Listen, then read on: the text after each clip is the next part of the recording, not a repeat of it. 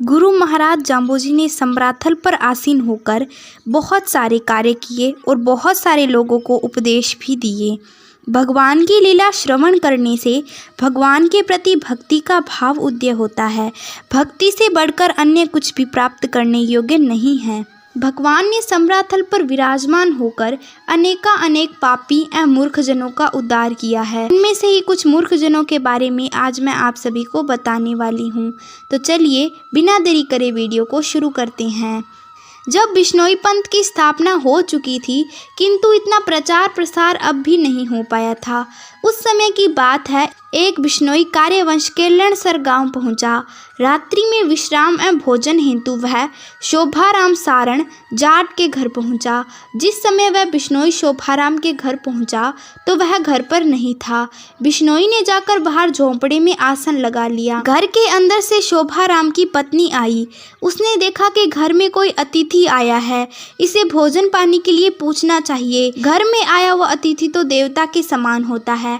यदि उसको जल अन्न एवं मधुर वचनों से संतुष्ट नहीं किया जावे, घर की लक्ष्मी चली जाती है। इस प्रकार सोचते हुए शोभाराम की नारी बोली, हे अतिथि, इस समय आप जल लो और दलिया खिचड़ी तैयार है, खा लो, मैं अभी ला कर देती हूँ। ऐसा सुनकर बिश्नोई ने कहा, अशुद्ध वचन मत बोलो। यह जो तुमने कहा है कि खा लो, यह अशुद्ध वचन है। जैसा तुम्हारा वचन अशुद्ध है, वैसा ही तुम्हारा पकाया हुआ अन्न एवं जल है। मैं ग्रहण नहीं करूँगा, क्योंकि हमारे गुरु ने कहा है, जैसा पीवे पानी वैसा बोले वाणी। यदि तुम्हें भोजन करवाना है तो तुम ऐसा करो कि एक तो तुम मुझे रस्सी और तांबे का घड़ा दे दो, मैं कुएं से जल स्वयं ले आऊँगा और सूखा आटा दे दो। रसोई अपने हाथ से ही बनाऊंगा। अशुद्ध भोजन मैं नहीं करता। जब बिश्नोई अपनी बात कह रहा था, तभी शोभाराम आ गया और अपनी धर्म पत्नी से वार्ता सुनी तो कहने लगा, हे भाई, तुम कौन हो जो मेरे आगे चतुराई करते हो? मुझसे अधिक यहाँ पर शुद्ध पवित्र कौन होगा? यदि खाना है तो दलिया खा ले जो पका रखा है, नहीं तो किसी और के घर चला जा। तब बिश्नोई कहने लगा, तू भी अशुद्ध जाटनी जैसा ही है। शोभाराम कहने लगा, मैं तो अशुद्ध ही हूँ, किंतु तू शुद्ध कहाँ से आया है? तू कोई ब्राह्मण प्राणधारी है क्या, जो काशी से चारों वेद पढ़कर आया? और देखने में तो तू मेरा जैसा ही अनपढ़ ही दिखता है। ऐसा सुनकर बिश्नोई बोला, हे शोभाराम, हम तो गुरु धर्म को मानते हैं। ब्राह्मण जाट आदि हमारे लिए तो सभी समान ही हैं। यदि काशी से चारों वेद पढ़कर आया हुआ पंडित भी आचार विहीन है, तो हमारे लिए आचारहीन जाट जैसा ही है। ऐसा सुनकर शोभाराम बोला, मैं देखता हूँ कि किस मोढ़े साधु ने तुम्हें भरमाया है, इसीलिए मेरे सामने आचार विचार की बात करता है। मैं उस मोढ़िए को भी देख लूँगा कि कैसे लोगों को भ्रमित करता है। मेरे सामने तो बड़े बड़े राजा आकर हाथ फैलाते हैं। अब तक किसी ने मुझे आचार विहीन नहीं कहा, किंतु यह मोड़ा हमको नीच बताता है, मेरी निंदा करता है। देखने में तो यह अर्ध साधु मालूम पड़ता है। ऐसा सुनकर बिश्नोई कहने लगा, हे भाई, क्यों व्यर्थ की बकवास करते हो? यह शब्द की लड़ाई लड़ने से कुछ भी नहीं मिलेगा। यदि कुछ सेवा करनी है तो सुभ्यागत के महत्व को जानते हुए मुझे जल लाने हेतु शुद्ध बर्तन दे दो और आटा दे दो, और मैं भोजन बनाकर भोजन कर लूँ। जाट कहने लगा, अगर खाना है तो दलिया खा ले, नहीं अपने घर चला जा। ऐसा सुनकर बिश्नोई बाहर जाने लगा। तभी शोभा ने रोका और कहा, इस प्रकार जाओ मत, यहीं ठहरो, जो तुम्हें चाहिए सो मिलेगा।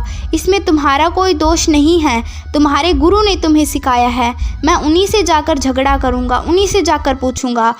शोभाराम की पत्नी ने बिश्नोई को रस्सी दी और तांबे का घड़ा दिया, और वह बिश्नोई कुंड से जल भर के ले आया। सूखा आटा ही लिया और गऊ बैठक में जाकर भूमि को शुद्ध करके चूल्हा बना करके बर्तन साफ करके रसोई बनाई।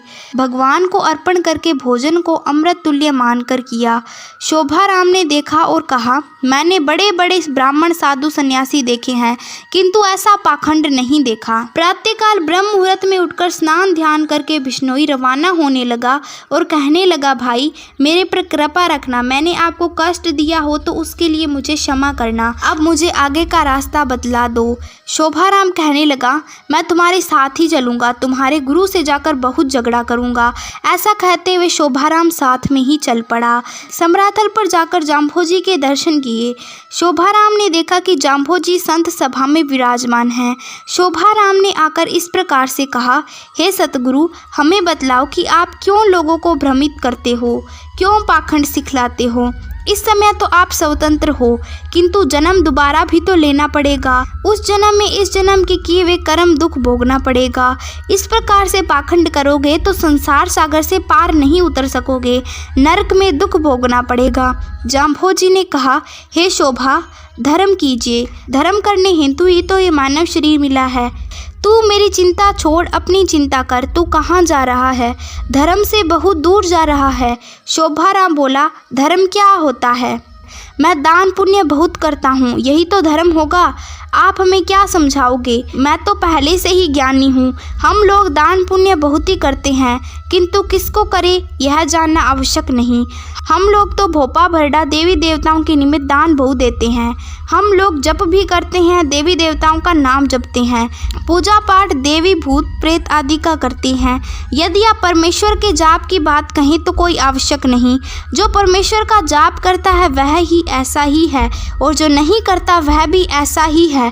करने वाला या न करने वाले में कुछ भी फर्क नहीं है। परमेश्वर का ही जाप क्यों करे? वह कुछ देता हुआ तो दिखता नहीं है। यह सुनकर गुरु महाराज जाम्भोजी ने कहा, हे मूढ़ जाट, मेरी बात सुन, मैं तेरे को भेद बताऊंगा। परमेश्वर का जाप करने से क्या फल है और भूत प्रेत आदि का जाप करने से क्या फल है, तो इसके बारे में हम आगे की वीडियो में जानने वाले हैं। तो इसके बारे में हम आपको जल्द ही वीडियो बना के देंगे, इसीलिए आपको हमारे चैनल को सब्सक्राइब करना है, ताकि जब भी वो वीडियो आए तो आपके पास एक सूचना आ जाएगी और आप उस वीडियो को देख सकते हो। तो आज के वीडियो में बस इतना ही। अगर आप सभी को वीडियो अच्छा लगे तो इसे लाइक करें और ज़्यादा से ज़्यादा लोगों तक इसे शेयर करें। धन्यवाद।